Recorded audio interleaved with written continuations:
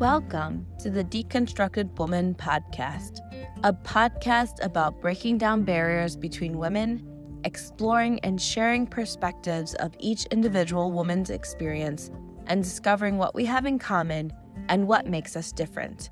Hosted by Elisa Marie and Joji. Welcome back to another episode of The Deconstructed Woman. Today's conversation is going to be one that I find interesting. It's from last week's or April 7th, 2024's Chicago Tribune article called We've Hit Peak Children. And it's by Sonia Sharp. And it really talks about Generation Alpha. And some of these kids won't even be born until December of this year. And all the different feelings and the way they've been described by other generations ahead of them. So to put that into perspective, I thought it would be helpful to look at what the different generations are because I can't keep track of them myself. The baby boomer generation were born from 1946 to 1964. Generation X, which I fall into, was born from 1965 to 1980. Millennials, which Alyssa Marie and my daughter fall into, which they're on opposite end, born 1981 through 1996. Generation Z is born 1996 to 2012. And then Generation Alpha, which is what this article is focused on, is born from 2013 to 2025. Some of them haven't even been born yet, but the article goes on to say that it is the largest generation after the baby boomers that we've seen. And so it's a pretty large one. And they made some sweeping generalizations. And what's interesting is if I've done my math correctly, Alyssa, your kids are all Generation Alpha. And basically what the article talks about is that this generation is a generation to fear because they are addicted to their technology. Millennials as parents have just let them run amok with technology. I'm being a little sarcastic and a little flippant. They're already using retinol for skincare. They're already shopping at Sephora, even though they're pretty young children. It's going to be another generation of excess when it comes to technology, probably some self-obsession and making sure they look fantastic. I'm thinking that's what the retinol is about because they still have child skin. And so it was pretty dramatic in the writing of it and just pretty taking like a pot shot at millennial parents. And these kids are going to be equally smart and technologically advanced, as well as probably some negatives associated with children who have access to a lot of things that maybe other generations previously did not have access to. I don't know what you think about that, Alyssa, but I know this conversation struck a chord with you. So I'm curious to hear what your thoughts are since all four of your children are going to fall into this generation. When I read the article, I was like, okay, this is interesting. It definitely talking about like the tweens, because you said it starts at 2013. So there's definitely there's generation that's like on TikTok and like the retinol and stuff like that. And so those are at the higher end or the older group. My kids are under the age of 9, so they're still fairly young, but they do fit under that school age that they were talking about, like the school age children. And I'm currently recording with 2 of the 4 with me, so you might have some background noise, but hopefully we'll try to keep them contained. But I thought that some of the things that were brought up, I think some of it, like they really, I think millennials get this kind of bad rap a lot of times because we just, at being a millennial myself, we have our foot in two different eras because for those of us, again, on the higher end that, like, I was born in 1984. So for that, like, I didn't grow up with the internet evolved, Facebook evolved while I was in college. And, in some ways, like, I remember a time when we used landlines, and there's a lot of discussion about how millennials did do things a certain way. I think that having a foot in one era of not having the internet or technology really advanced and then evolving with it, there's a lot of ways that technology is used a little bit differently. We talked about parenting styles. And so, like, I honed in on the article where they talked about school age children using iPads and being like really connected to things. But I also think that's a parenting choice and not one that I support. So I think those are like my first 2 cents, but I think that there's a lot to be said here. I think it's tongue in cheek in this article. I'm not really sure, but I took it as humorous because the author says millennials have been accused of destroying such beloved American establishments as a department store, the housing market, and the institution of marriage. Now, according to the wide swaths of the internet, millennials are ruining childhood for the next generation. This one TikToker quoted in this article says, I need to ask the millennials, why are your kids so awful? And more importantly, why do you think it's so funny? Now, I don't understand that because I think every generation probably judges the generation below them for having unruly children or not being able to keep them quiet and have good table manners and in a restaurant or whatever. I don't think that millennials are any different than any one of us who have gone through having young children in a restaurant that is being disruptive because we all know that toddlers are just going to do their own thing or kids of school age are going to do their own thing. There's nothing you can do to control them and make them into good behavior. And the only people who believe that are people who have not had children yet, or they're so far past child rearing they don't remember what it was like because after spending the weekend with my grandchildren, I definitely understand that even the best meaning parents cannot have any real influence on what their children do in a restaurant. And that's because kids are going to be kids. And Alyssa, you were talking about the iPad kids. And so it's interesting because they say the stigma is not to have so this is a gentleman that was interviewed, Chris Chin, who's 39, and his 8-year-old. Now his 8-year-old son has his own YouTube channel and is a star on YouTube, and he has 500,000 Gen Alpha followers. So if he's 8 years old and he's got that many people viewing him, then his viewers have to be around the same age. And so what the dad was saying is the stigma is not to have our kids on screen time all the time. But he says, but I probably check my phone just as often. And what he feels is as long as he keeps his grades up, I let him do what he wants. And most of the time he chooses to jump on the iPad. It's interesting because I think that most of our parents said, as long as you keep your grades up, they let us have a little bit of control over what we did in our free time. I don't know if, given the wide expanse of technology, if my parents would have been okay with us being on the tablet. But to be fair, TV was probably the biggest competition for homework back then is how much screen time do you have in front of the TV? Or maybe if it was the phone, how much time do you spend talking on the phone with your friends? Those are two forms of technology as well. I don't know if, once again, I don't know if it's that different. And Alyssa, you were talking about how your oldest was starting to have interest being on the phone with some friends and what that socialization is going to do and take some time to develop those behaviors. And so is it really that different than what we were raised with in terms of the different forms of technology that we could have completely been overwhelmed with? My older brother was a complete gamer and he spent all of his free time on gaming back then, which was the Commodore 64, or it was something like that. He played Pong on early stages of gaming and he spent a lot of time and it really encouraged his computer interest and he became a hardware specialist and he was very much entrenched in that side of technology and he's made a lifetime and a pretty successful career as a result of it. So I'm not really sure if we need to be so critical of these things.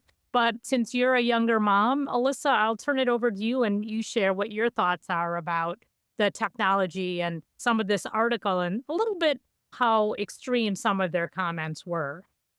I do think some of it was a bit extreme, but I think that again, I don't know. I'm so curious. I'm gonna have to take an unprompted survey of some of my friends because I don't know if I the outlier or if it's more common. I know for me, like I said, my kids don't own tablets. Now, do I let them, like today I went to go get a haircut. My husband, my son, and I were getting haircuts. So my oldest daughter asked if she could do Snapchat on my phone. I was like, yeah, that's fine. Because three of us were getting our haircuts and the other two were sitting strapped into strollers. So they couldn't really go anywhere. But the time that she had was probably about 10, 15 minutes max. And then as soon as I was done, I was like, okay, let me have my phone back. And I took it back. She doesn't have her own phone. I phrased it as sometimes we just use it as a tool to entertain our kids. And I'm sure that kids were entertained in other ways way back when. I think probably when I was a kid, my parents would be like, hey, bring some book because you're going to be sitting here for a while I get my hair cut. Like that might have been like the difference. But then again, like my kids do read. And again, they don't have a lot of screen time. So I, we don't have any gaming systems in our home. I really try to promote my kids going out, doing things that it really help them to I tell them all the time that, like, watching too much TV rots your brain. So, like, you can't watch too much TV. So, like, the TV has a timer on it, and after 15, 20 minutes, it shuts off.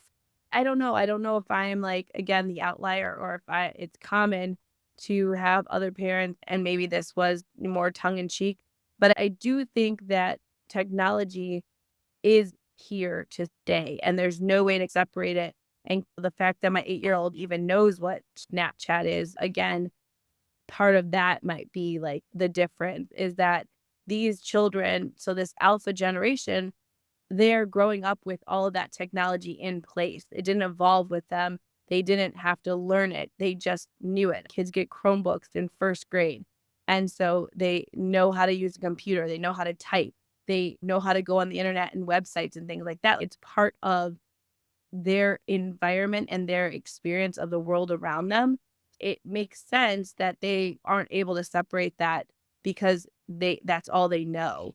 And again, I think that's one piece of it that we're forgetting or that we're not giving as much credit to. Yeah, I agree with you 100%. I have a high school student who is an intern of mine at work. And I knew that kids start on computers really early. The school now gives every high schooler their own computer at the beginning of the year that's assigned to them, almost like we would get our books in high school. They get a computer that's associated with them. Now they can only use it for schoolwork, so it doesn't have access to the internet, and there's some limitations on it. But it's like, on one hand, we are maximizing technology for learning. And this article talks about how these kids are going to be, it's one of the most intelligent generations that we're having. And then also on the other side, talks about the fact that they don't know how to read. And so they don't read physical books, but then at the same time, they read hundreds of books digitally because that's available to them. So I feel like the article contradicts itself almost like every other paragraph, because I think you can say that about every generation. I can't with COVID, and I understand that this includes COVID as a significant demographic within this time period. But before and after COVID, we were talking about the fact that these kids are not going to be able to read or write, or they're not going to have any attention span for school. They're not going to be socialized correctly because they missed school.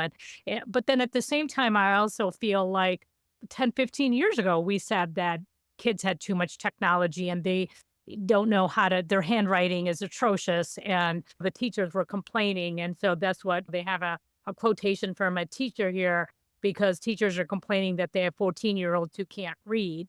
And I hate to say this, but I've heard that before. This is not the first generation I've heard this reference to. So I feel like maybe they're just recycling the same conversation with a new group of people. And I'm not trying to discount everything in this article, but I'm also trying not to create panic or anxiety with young parents who feel like, oh my gosh, am I creating this terrible generation of children? When I believe that throughout my life, I've heard the same comments over and over again for different age groups. And so I don't really think that there's anything unique, besides the fact that what you pointed out, Alyssa, that these children are raised on technology from day one. And I think that's the biggest difference. And that's going to lend itself to different experiences that the children have. But I don't know if anything that this article is really calling out is unique to this generation besides that? What do you think? Yeah, I don't think that it's unique. I was telling you about I was watching a comedian the other day. I believe it's Tom Segura, and he was talking about how a lot of people are really focused on mindfulness now and how we used to be mindful because we didn't have any alternative option. So, like, you're driving in the car and you would be mindful because you didn't have any distraction. If you're going to the bathroom, you're mindful because there's nothing, you weren't scrolling through your phone. There's just this kind of concept that now we have a handheld device that pretty much does everything from checking your email to sending messages to being on the internet at the palm of your hand. And I think that while older generation, I'm saying like I won't even say older because now it's obviously like poor generation alpha is getting it from a lot of different generations, even their own parents. But I don't think that it's a different story. I think that it's just a different time. And it's an evolution. It's an evolution of our culture. And I don't think that anyone's doing it wrong because again, I agree with you 100% that parents are just trying to do the best that they can and to it did give me pause as I read the articles. Oh man, am I doing it wrong? But then I was like, no, I'm doing the best I can. That's where we have to be. And I guess what I'm trying to say is that there are factors that are outside of our control as parents. The general population cannot control what technology evolved into. It is just that we go along for the ride. And so with that in mind, we have to take that in strides. But I do think that I'm not sure if there's other aspects because I know we are really focused on the iPad for the younger school age children. So I don't remember if there was other aspects that they were focused on. But I do think that there's something to be said that I think every generation is going to have an issue with the next one. Like I have talked about a couple of times, like The Coddling of the American Mind. I think that's a great book. And I do feel like that's accurate in some ways. But then because I teach as an adjunct professor, and so I'm seeing younger generations, and I'm always surprised by the way that they look at things. But I get the opportunity to ask them, and okay, why do you look at this way? And I think in some ways they're very progressive in the ways that they're viewing things. They're asking questions. That critical thinking is happening more. So I think that there's benefits to that. But I'm like, why are you always complaining about this is hard and I don't want to do this? And again, I get firsthand knowledge from a very small sample, so I can't say that I can speak to an entire generation. But I do think that there is something to be said about the reasons behind it are probably the same reasons or similar as to why 50, 60 years ago they were like, why are these kids so soft or something like that. I think that there's definitely parallels that kind of keep repeating themselves. Well, my husband is a boomer. He definitely conveyed to me that the generation before him did definitely feel like the boomers were soft and not serious because, of course, that was the time of Woodstock and drugs and free love and all that kind of stuff. And so it is definitely something that he would agree that the previous generation always thought that the younger generation has got it. They're too soft or too easy or never going to make anything of themselves. Then the country's going to fall apart because they're going to be ruling us at some point. Like we've heard all that before, right? Oh, the one thing I wanted to comment on too is about mindfulness. And I completely know this is a comedian and comedians have a very specific way of looking at things. I'm not trying to dissect what he said, but I do also believe that since we've done a couple episodes on mindfulness, we need to understand that mindfulness is really staying present focused, right? So being in the present, not being in the future, not being in the past. And I think that his use of mindfulness is not correct by definition, but also I also challenge that back in the day when we didn't have tablets and technology, that when we were driving, we didn't have the radio blaring or we didn't have our windows rolled down and we weren't hanging out the window and trying to drive. And if we had any ability to have a portable TV, we probably would have done it. I know a lot of people who got criticized for having their headphones on while they were driving. They didn't have a radio. and or their Walkman. And these are terms that some people who are listening to this won't even remember or ever have heard of. But these are all things that were definitely issues in the past. And I know the man is trying to be funny and it gets a quick laugh, and I get that. But I also have some disagreement with his use of language and what he is terming. But staying light on the fact that I know he's trying to be funny, and I'm sure that it got a great laugh out of it because scrolling on the toilet is something that we all can relate to. And yeah, it's a funny image and it's true, right? So I get it, but I definitely feel like it's also something to remember that every generation before us had their own forms of distraction. And just because it doesn't match the current distraction didn't mean that we were without distraction. Yeah, I would definitely agree with that. And I think that it's just one of those things that I think all of us have to take with a grain of salt that we're going to get some sort of criticism, whether we're Generation X, Millennials, Alpha. I think that it's going to come in a lot of different forms, and it's gonna always be some sort of criticism, but at the same time, take it with a grain of salt because again, it's gonna look different. And that's okay. I don't think it's a problem. And I maybe that's in true millennial form that I'm like, nah, it's fine. You know what? If the kids are on tablets, it's fine. I don't know. I think there are worse things in the world. We're not, you know, I think as a generation, we could do worse. I'm not saying we're doing great. I'm not saying that we're perfect, but I do think that questions are being asked and things are being challenged. And I know we've talked about like the parenting movement, and I think it's great that people are asking questions about what should parenting look like? How do we make this the optimal best case scenario for our kids? And I think that's progression. I think that we have progressed. And again, maybe in true millennial form, but that's my thought. I agree with you. I feel I embrace the fact that kids who are in this generation are going to lead us one day.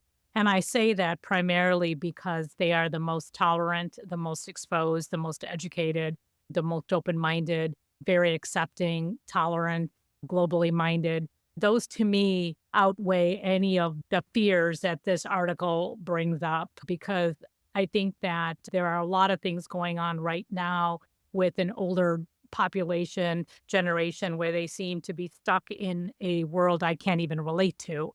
And so I don't fear these young children becoming the leaders of the future unless there's going to be some significant 90-degree turn somewhere that I don't anticipate. And I really don't think that's going to happen.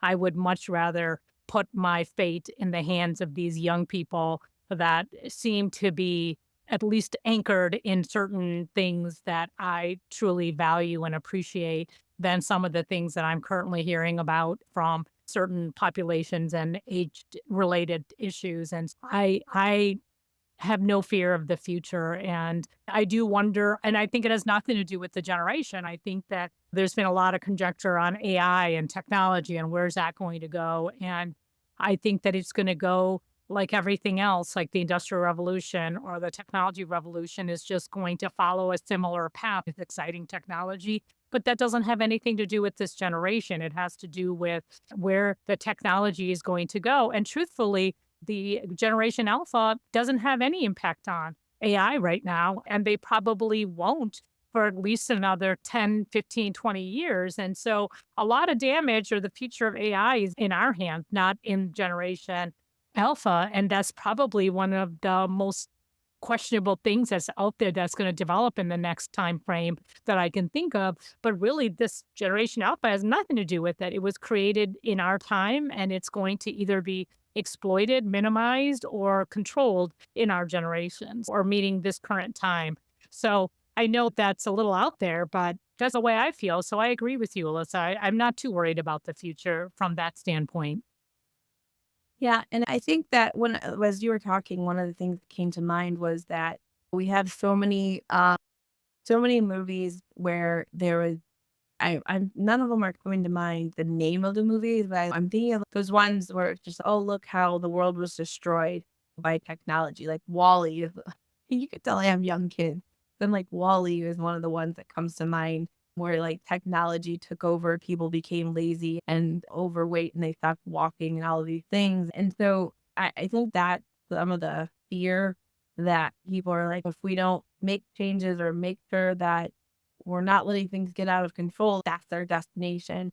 But I also think that there's a lot of fears that come from that, but maybe we should be looking at how do we steer them in the right direction so that doesn't happen. We have plenty of movies and things that kind of give warning that, hey, if we continue down this path, one of my favorite books of all time is Fahrenheit 451.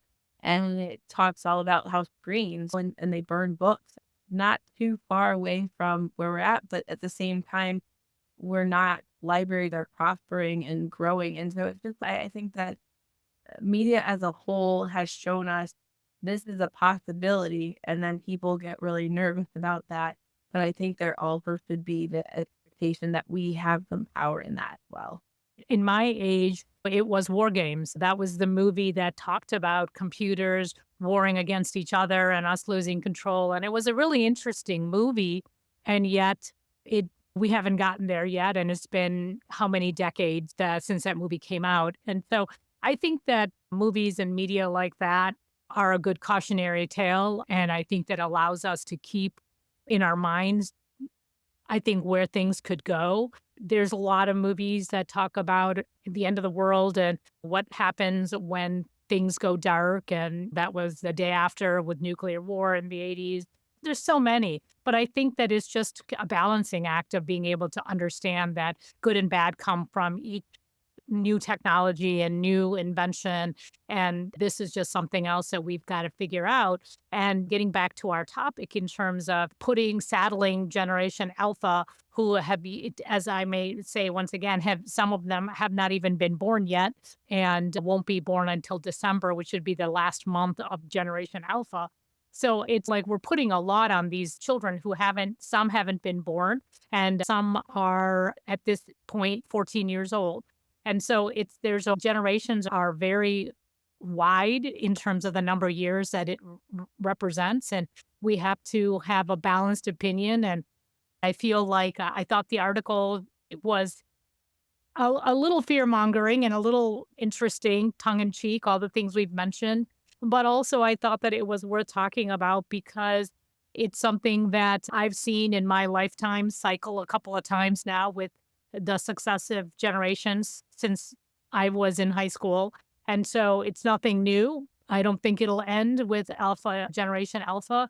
And whatever the next generation I will be curious to see what they're going to be deemed to be full of or can't read or whatever is going to happen to them. So I guess if everything goes well, Alyssa, you and I will still be doing this podcast when the new generation after 2025 is starting to be born and developing. So any final thoughts as we close out? No, but I'm cracking up because I'm curious to just see what the future holds. And having 4 Generation Alphas in my house, we're going to have a front row view through what that may look like here in the next couple of years. So it'll be definitely interesting to see. I don't have anything else, so I'll hand it over to you to close us out and we'll go from there.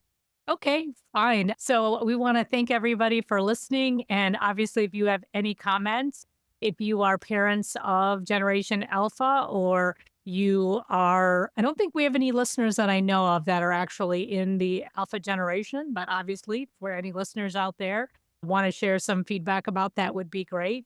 And I would be really interested because I do know that we have some boomers that listen to us and definitely some my generation and also millennials and maybe even some Gen Zs. Give us your feedback about these generational topics, and probably you guys will know what were the pros and cons that media was talking about your specific generation. So it would be fun to hear what you guys have to say about the thoughts that were shared over the years about your specific generation and what has actually come of that.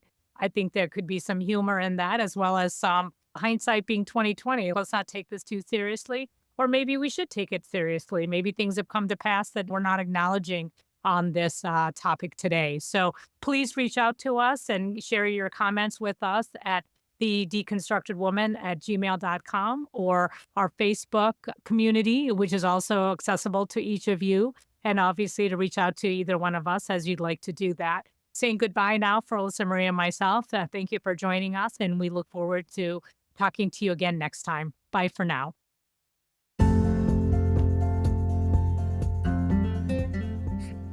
Thank you for listening to our podcast, The Deconstructed Woman. If you like this podcast, please share it with your friends, rate this episode, or subscribe to be notified of all new content. We want to hear from you, our listener. Do you have thoughts on the discussions we're having? Want to share topic suggestions? Or want to join us for a topic that you're passionate about?